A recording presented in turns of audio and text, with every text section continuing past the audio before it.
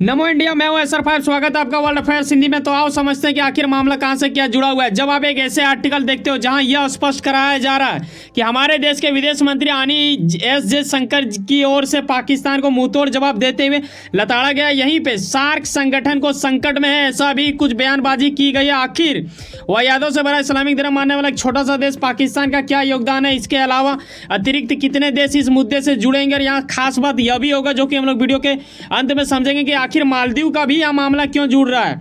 तो आओ समझते हैं स्टेप बाय स्टेप कि आखिर ये कहां से क्या शुरू हुआ है। यकीनन इसे समझने के लिए हमें थोड़ा समझना होगा इसका चुनावबाजी, क्योंकि बीते माह 9 फरवरी को चुनाव शुरू हुआ था पाकिस्तान में, आम चुनाव। हालांकि धांधली वांधली वहाँ पे चलता ही है, लेकिन जो भी हो अभी फिलहाल वहाँ की सरकार बन चुकी है शहबाज शरीफ का, जो कि दूसरे बार वहाँ के PM बने हैं। होता ये है कि जब भी चुनाव होता है, चाहे वो भारत में हो रहा हो या फिर पाकिस्तान में, नई सरकार जब भी आती है इन दोनों देशों में, तो एक संगठन का नाम हमेशा से जिक्र की जाती है और ये बड़ा हलचल सा ले आता है, वो है सार्क संगठन। आखिर इसका क्या मामला इसमें जुड़ा हुआ है, ये जानने वाली बात होगा। तो यही समझने के लिए हमें देखना होगा कि भाई साहब आखिर जयशंकर ने ये मुद्दा उठाया कहाँ पे। होता ये है, बीते कुछ दिन पहले यानी 2 मार्च को ये एक थिंक टैंक के संवाद सत्र में होता है ना कि आपसे कोई प्रश्न कर रहा हो तो आप जवाब दे रहे हो, ऐसे बीच में ये मुद्दा उठा और वहाँ पे इन्होंने ना सिर्फ पाकिस्तान को बल्कि एक ऐसा संगठन जो कि सार्क, जिससे पाकिस्तान भी जुड़ा हुआ है और इंडिया भी जुड़ा हुआ है, इन दोनों को लेकर इसे खारिज करने की भी बात को एक तरह से रख दिया है। क्या ये पूर्ण रूप से ख़त्म हो जाएगा सार्क संगठन, ये जानने वाली बात होगा। अगर ख़त्म हो जाएगा तो फिर भारत इससे क्यों जुड़ा था, या फिर ये ख़त्म नहीं हुआ है, एक तरह से रुक चुका है, ये जानने वाली बात होगा। तो आओ ये देखते हैं कि आखिर सार्क संगठन है क्या।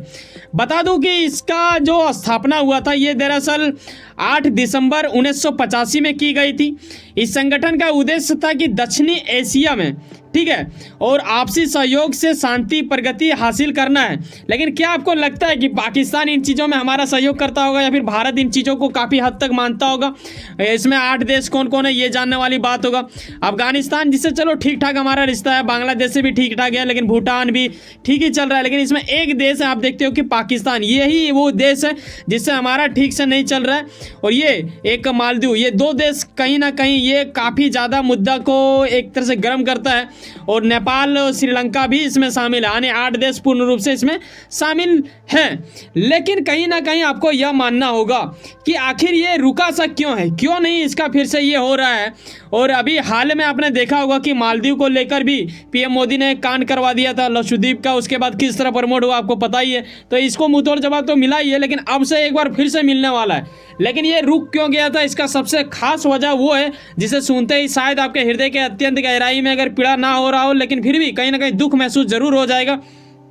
क्योंकि 2016 एक ऐसा वक्त जो कि इंडिया के लिए काफ़ी दुखनीय स्थिति था, जब उरी अटैक की गई थी और ये पाकिस्तानी आतंकियों की ओर से ही अंजाम दिया गया था। यही वो वजह था जिससे भारत इतना अधिक क्रोधित हुआ कि इन्होंने डायरेक्टली मना कर दिया सार्क समिट में जाने से। और इससे पहले आखिरी बार 2014 में हुआ था, जो कि नेपाल समिट को पूरा किया था ये सार्क समिट, जो कि यहाँ पे देख रहे हो। तो ये उसके बाद से फिर कभी भी नहीं हुआ है अभी तक। हालांकि ऐसा नहीं है कि पाकिस्तान ने प्रयास नहीं किया या फिर इंडिया को मनाने की इन्होंने पूरा मतलब एड़ी चोटी एक नहीं किया, हर चीज़ इन्होंने करके देखा, लेकिन इंडिया ने एक बार जो कह दिया वो कह दिया बेटा, फिर से इन्होंने फिर स्वीकार नहीं किया, ना ही अभी तक ये कुछ हो पाया। ऐसे में बाकी देश के जो लोग हैं या फिर वहाँ के जो अधिकारी हैं, उनके सदस्य जो सार्क के अंतर्गत आते हैं, उनसे इन्होंने वार्ता किया, लेकिन ये विफल रहा हमेशा से। क्योंकि देखो, आप करोगे कांड भाई साहब, और इंडिया जैसे भव्य देश की ओर से जब इसे एक तरह से बहिष्कार की जाएगी तो यकीनन बाकी छोटे बड़े देश तो मानेंगे ही इस चीज़ को, इसमें कौन सी शक वाली बात हो गई। लेकिन अब क्यों यह मुद्दा उठ गया जयशंकर जी की ओर से, अब ऐसा क्यों बोला जा रहा है, ये जानने वाली बात होगा। आखिर इन्होंने क्या बोला, यहाँ इस आर्टिकल के लाइन के माध्यम से आप ये जान पाते हो कि भाई साहब हमारे देश के काफ़ी खास व्यक्ति माने जाते हैं एस जयशंकर। इनके मतलब आप बोलो कि जितना इनका तारीफ करो उतना ही कम। इनके जुबान में वो जो क्षमता है जो पाकिस्तान के हथियारों में भी ना होगा, ठीक है। तो इन्होंने ये कह दिया कि सार्क इसलिए संकट में है, हालांकि इन्होंने बिना नाम बोले पाकिस्तान को टारगेट किया है। यहाँ आप इसके लाइन के माध्यम से देखते हो इनका ये कहना है कि सार्क इसलिए संकट में है क्योंकि इसका एक सदस्य देश खुलकर आतंकवाद का समर्थन कर रहा है। अब वो देश कौन होगा इसे एक बच्चा भी समझ सकता है, ठीक है। वो होगा वह से भरा इस्लामिक धर्म मानने वाला एक छोटा सा देश पाकिस्तान, जो आए दिन ये आतंकवादी एक तरह से दूसरे देश में सप्लाई करने की प्रयास में लगे रहते हैं, या फिर इन्हीं के आतंकवादी इन्हीं के यहाँ बस्तियों में पटाखा वड़ाका फोड़ देते हैं, जिस तरह हम लोग दिवाली में फोड़ते हैं भाई साहब, इनके यहाँ पे बम वम पटका जाता है। तो कहीं ना कहीं पाकिस्तान पूरा तरह से ना आतंकवाद से घिरा हुआ है, आतंकवाद को पाना देता है, ये लोग पालते हैं, खुद भी लड़ते हैं। जैसे कि बलूचिस्तान आए दिन इसके यहाँ पे लड़ाई करता रहता है। लेकिन आगे समझने वाली बात ये होगा कि जयशंकर ने कहा है और ये ना सिर्फ एक पाकिस्तान को लेके समझो, बाकी दुनिया को भी एक तरह से देख के आप समझ सकते हो। देखो दुनिया जिस तेजी गति से बढ़ रहा है, एआई सिस्टम जिस तरह आ रहा है, ऐसे बीच में कई सारे एक तरह से सुरक्षा को लेकर अलग अलग चीज़ प्रहार की जा रही है। ऐसे में ना सिर्फ बॉर्डर को ही रक्षा आप समझें, ठीक है, कि वहाँ पे हमारे सुरक्षा बल है तो हम सुरक्षित हैं, बाकी चीज़ों पे भी कहीं ना कहीं सतर्क रहने की ज़रूरत है। ऐसा भी कुछ जयशंकर ने यहाँ पे जब इनसे प्रश्न वर्ष किए जा रहे थे, वो अपनी बातों को रख रहे थे, तो ऐसा कुछ इन्होंने कहा जो कि एकदम सच वाली बात है। हमें उस चीज़ों के ऊपर भी ध्यान देना चाहिए। अब वक्त आ चुका है कि हम मालदीव के बारे में समझें। दरअसल मालदीव इन दिनों क्या कहते हुए मिला है कि बेटा इंडिया जो है ना वो एक दबंग कंट्री का जैसा कर रहा है, यानी गुंडाई दिखा रहा है या फिर अपने आप को बड़ा समझ रहा है, दूसरे छोटे देशों को दबा रहा है, ऐसा कुछ इनके बातों से झलक रहा था।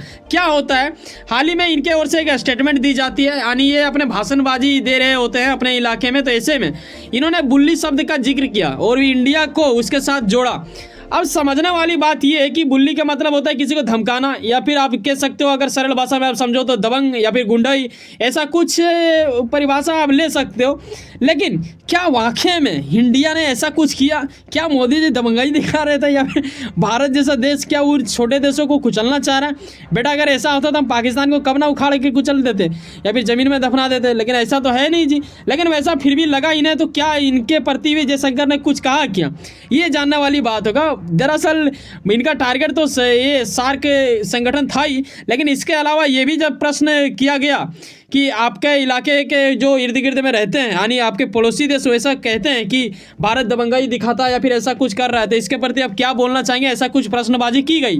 तो ऐसे में जयशंकर जी ने मुंहतोड़ जवाब देते हुए यह कहा कि भाई साहब जब पड़ोसी देश मुसीबत में होते हैं ना, तो दबदबा बनाने वाला देश 4.5 अरब अमेरिकन डॉलर नहीं दिया करते हैं, ठीक है। और यहाँ पे आप देखो ना, इनका आर्टिकल में भी मैं दिखा देता हूँ, क्योंकि कई सारे आर्टिकल भी इसके प्रति लिखा जा रहा है। यहाँ पे आप देखो कि जो गुंडे वाला देश होगा वो थोड़े ना देगा जी आपको, 4.5 बिलियन हम लोग दिए थे उन्हें। तो ये कहीं ना कहीं समझना चाहिए यार। और गुंडाई कौन दिखाता है, दबंगाई कौन दिखाता है? ये इनडायरेक्टली डायरेक्टली ये करता है चाइना। चाइना के साथ तो इनका अच्छा है।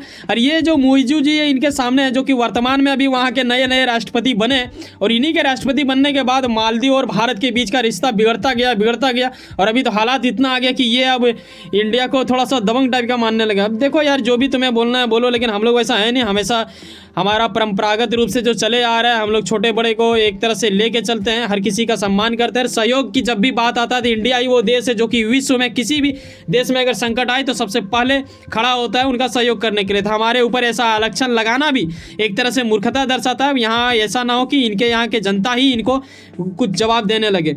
वैसे सुनो ना, कहीं ना कहीं कुछ ना कुछ काम करते होंगे, यकीनन अपने काम के प्रति काफ़ी ज़्यादा उम्मीद रखते होंगे, यकीनन आपका मेहनत आपका मंजिल बन के मिला। वैसे सुनो ना, सब्सक्राइब कर लो वर्ल्ड अफेयर्स हिंदी और जुड़े रहो मुझसे। चलो मिलते हैं किसी नेक्स्ट वीडियो में। बाय, जय हिंद, जय भारत।